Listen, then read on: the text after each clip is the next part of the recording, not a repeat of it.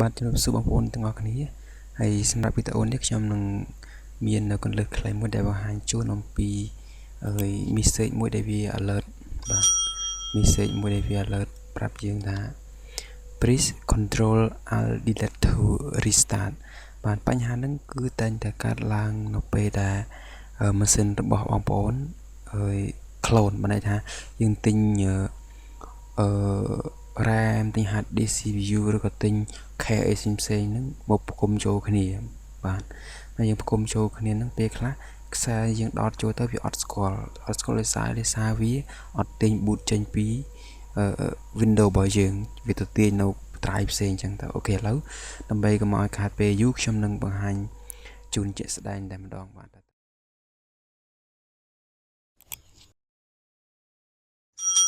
អូខេនេះគឺជាម៉ាស៊ីន HP របស់ខ្ញុំជាប្រភេទ desktop បាទឥឡូវខ្ញុំបើក power មួយសិនដើម្បីចាប់ផ្ដើមឥឡូវយើងទៅមើលនៅលើ monitor របស់យើងទាំងអស់គ្នាបាទ monitor របស់ខ្ញុំ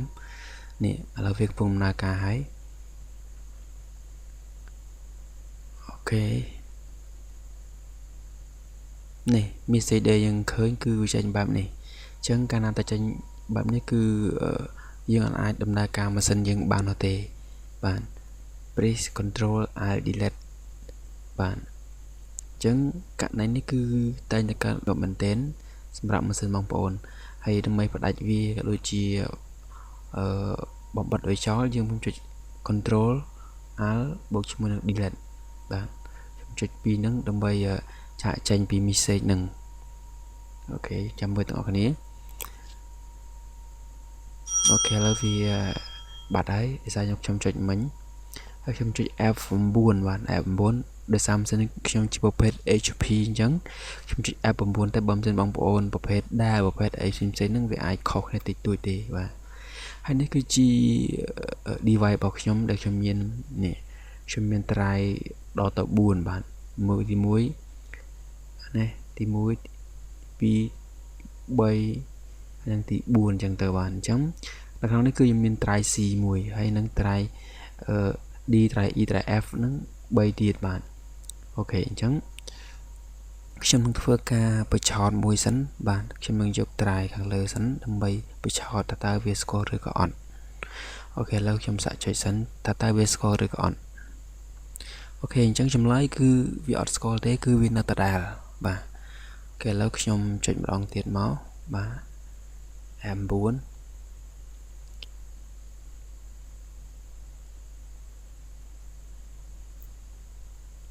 អូខេដល់ចំណុចនឹងទៀតខ្ញុំនឹងធ្វើការជ្រើសរើសយកនៅ try C ដែលជា try Windows របស់ខ្ញុំបាទនេះឃើញទេអូខេឥឡូវវាចាប់ដើមទាញ Windows បានហើយបាទនេះគឺជារ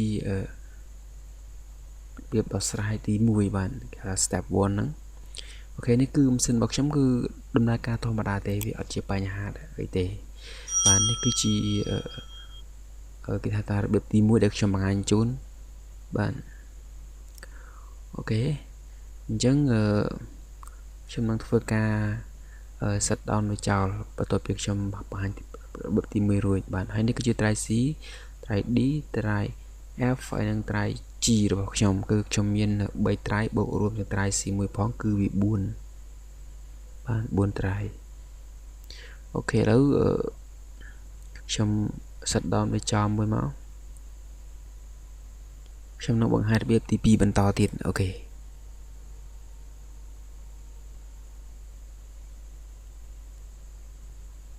នេះរបៀបទី1ត្រូវបានបញ្ចប់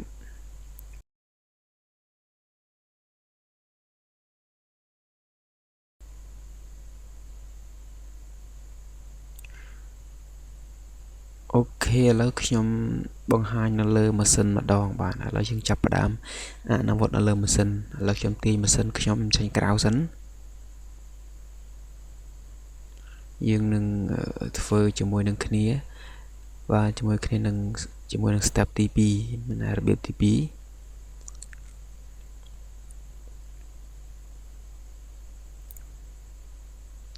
អូខេឥឡូវខ្ញុំ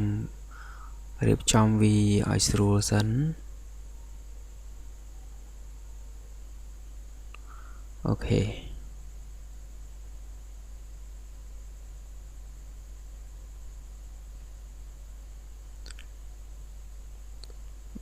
សូមរងចាំបន្តិចខ្ញុំកំពុងតែរៀបចំហើយ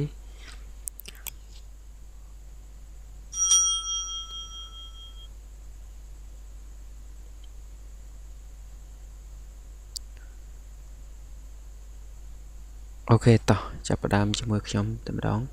អញ្ចឹងយើងមើលនេះគឺជាខ្សែ SATA ខ្សែ SATA របស់យើងបាទ SATA cable ហ្នឹងអញ្ចឹងយើងមើលទាំងអស់គ្នាបាទឥឡូវខ្ញុំដាក់រាងច្បាស់បន្តិចអូខេឥឡូវយើងច្បាស់ទាំងអស់គ្នាហើយអូខេនេះគឺជា drive C របស់ខ្ញុំដែលជា drive Windows បាទ drive C របស់ខ្ញុំគឺជាប្រភេទ SSD drive បាទគឺវាដំណើរការលឿនជាង hard disk ធម្មតាបាទអញ្ចឹងវាមានទ្រង់ទ្រាយជាលក្ខណៈស្រាលហើយតូចមែនទែនវាងាយស្រួលក្នុងការ set up Windows អូខេអញ្ចឹងតកតងនឹង capacity របស់វាបានន័យថាតកតងទៅនឹងចំនួនគឺវាមានទំហំ 256 GB បាទគឺធំមែនទែនគឺជាប្រភេទ Toshiba បាទគឺ 256 GB អូខេនេះគឺជា drive C ហើយនេះគឺជា drive D មួយទៀតបាទ drive D គឺមានទំហំរហូតដល់ 2 TB បាទអូខេ 2 TB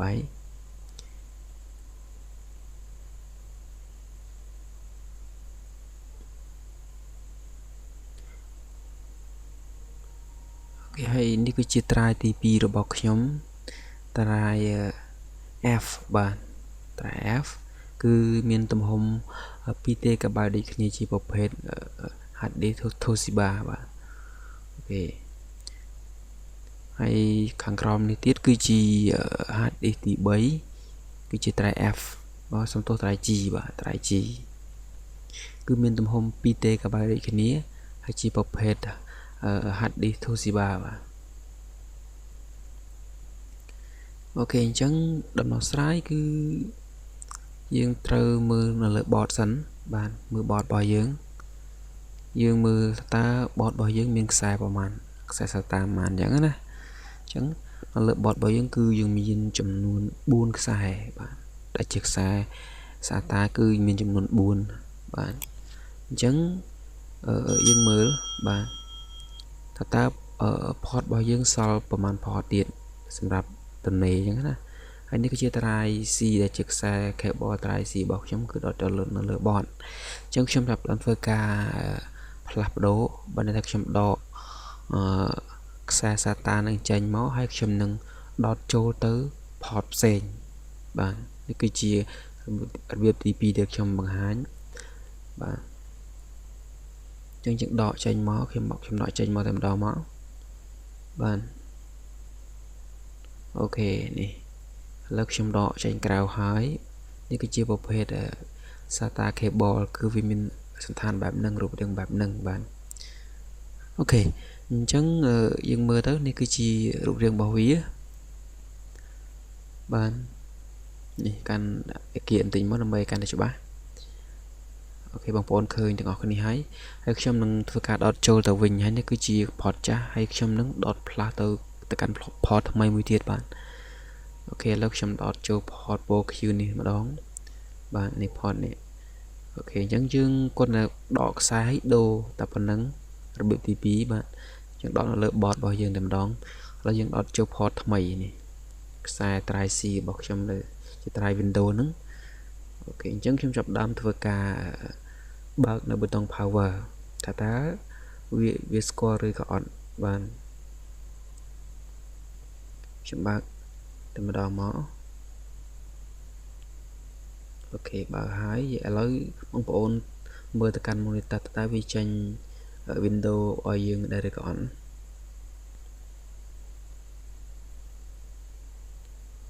គឺយើងរងចាំបន្តិចមក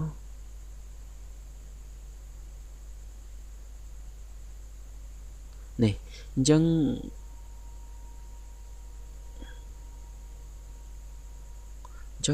ចម្លើយគឺអត់ចេញបាទវាចេញបែបហ្នឹងតើអញ្ចឹងវិធីសាស្ត្រគឺយើងដូរបាទយើងដូរដកមកនឹងដកខ្សែនឹងដដែលបាទអ dương đô ta căn port thay mùi tiệt bạn dương đọt mó chẳng coi bình năng hỏi trong cho khi và khi chẳng mó control alt delete nắng bạn trong dương mơ từ lơ monitor tầng ngọc ní ta vì tin Windows ban rồi gọn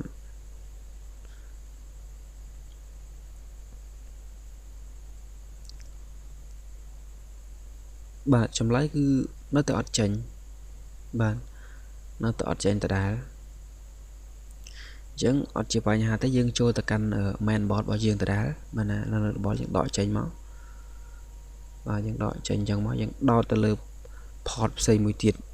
tá vi score rồi gọn bạn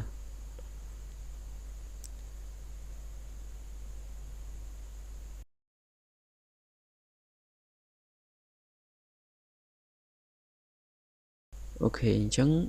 trong này bằng top tiết những chấp đam thưa ca plapado xa tha đam nạ ca là tỷ bấy bạn đam nạ ca tỷ bấy cứ những chấp đam đỏ xa xa tá trên pi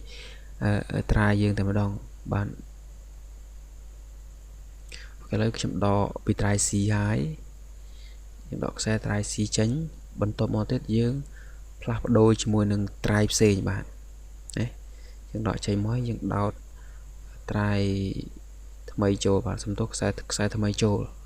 và những flap đốt sai viên chân máu ok lấy chấm đọt cho lái hay chấm đọt sai năng cho từ trai bọc chấm đá vĩnh và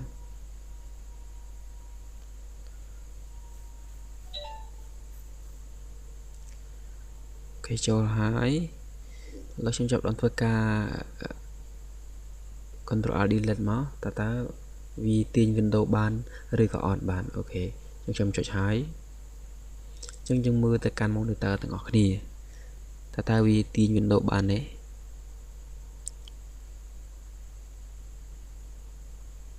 ok bạn chẳng viên nó tại tranh chẳng ta đà chẳng dùng chỉ diêm lặp đâu về tiến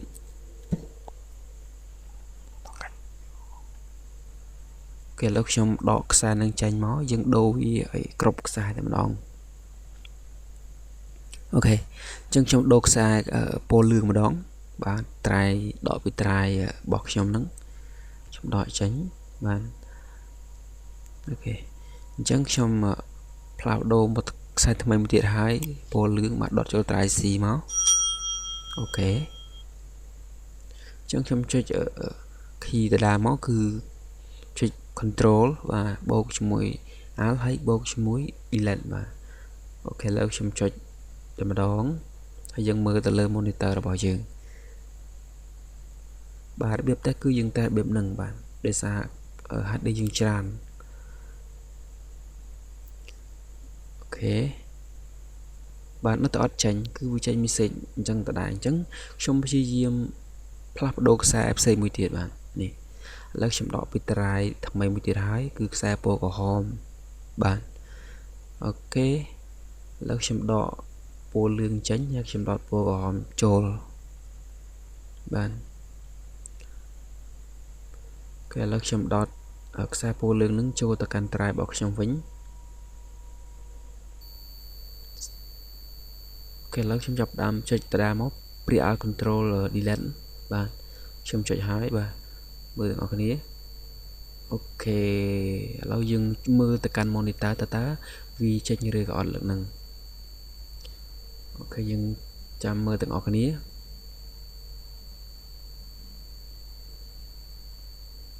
yes ok ca phơi bỏ dưới cứ tôi ban chụp cháy bạn ở lâu tranh đông na ca Windows thô mà đà hài bạn ok chấn chân phơi chấn nó pdv tin ba mà đòn á pi coi gì mình chậm bạch ấy từ chạy việc như nhảy gì bạn còn là dừng chạy power button nó cứ vì generate mô tại mà đòn bạn ok ok đi cứ dương đông na ca ban thô mà đà chấn trong nâng bằng hai là tới trai rồi bỏ dương vì miền cột chấm luôn rồi gọt này chẳng này cứ chỉ trai xí và trai xí ok bạn này cứ chỉ trai xí ហើយ try D try F ហើយ try G បាទអូខេយើងឃើញទាំងអស់គ្នាហើយគឺ try របស់យើងគឺគ្រប់ចំនួនបាទអត់បាត់តាណាទេគេលើកធ្វើការបិទចោលហើយខ្ញុំចាប់ផ្ដើមចង់ដឹងថាតើវាអូខេឬក៏អត់ហើយឬក៏វាបានតែម្ដងហ្នឹងទេឥឡូវយើងចាប់ផ្ដើម restart មួយសិនតើចង់ដឹងថាតើវាដំណើរការធម្មតាឬក៏អត់ shut down ក៏បានដែរបាទដល់ shut down មួយសិនហើយក្រោយវា shut down ហើយខ្ញុំនឹងធ្វើតេស្តបើកម្ដងទៀតឡើងវិញតើវាទាញ window បានធម្មតាឬក៏អត់បានអូខេយើងរងចាំភ្លើងវាលុតសិនដោយសារវាកំពុងដំណើរការអូខេឥឡូវខ្ញុំចុចមួយមកចុចបើកវាបាទនេះឥឡូវចេញហើយអញ្ចឹងយើងមើលទៅកាន់ monitor របស់យើង monitor អូខេដោយសារ hard disk យើងមានរហូតដល់4គ្រាប់អញ្ចឹងវាខ្លះវាអត់ដឹងទៅត្រូវថាទីមួយណាទេម៉ាស៊ីនវាចាប់ផ្ដើមអូខេឥឡូវយើងឃើញវាចេញអញ្ចឹងធម្មតាហើយឥឡូវមានន័យថា Windows របស់យើងគឺដំណើរការសោយប្រវត្តិធម្មតាវិញហើយអូខេយើងដឹងថា try របស់យើងមានគ្រប់ចំនួន4វិញឬក៏អត់ឥឡូវខ្ញុំនឹងបង្ហាញជូនឲ្យបងប្អូនឃើញបាទតើក្រោយពីយើងshut down ហើយតើយើងបើកមកមាន try ទាំង4ដែលខ្ញុំបានបង្ហាញមុននឹងឬក៏អត់អូខេលើខ្ញុំបើកមកបាទនេះអូខេហើយខ្ញុំមិនឃើញនេះគឺជា try ទាំង4អញ្ចឹងវាគឺសូមួយទាំងអស់គឺវាអត់បានលាក់ឬក៏បាត់បង់ទេគឺវាឃើញគ្រប់ចំនួនទាំង4តែម្ដងបាទអូខេអញ្ចឹងបងប្អូនមានចម្ងល់ក៏ដូចជាបញ្ហាណាមួយធ្វើអត់ចេញបងប្អូនអាចធ្វើការ comment ក៏ដូចជាសួរខ្ញុំបន្ថែមទៀតបាននៅតាមរយៈវីដេអូនឹងមកឬក៏ comment ខាងក្រោមវីដេអូនឹងមកខ្ញុំនឹងធ្វើការបកស្រាយជូនបាទអូខេអរគុណច្រើនសម្រាប់ការទស្សនានៅវីដេអូរបស់ខ្ញុំ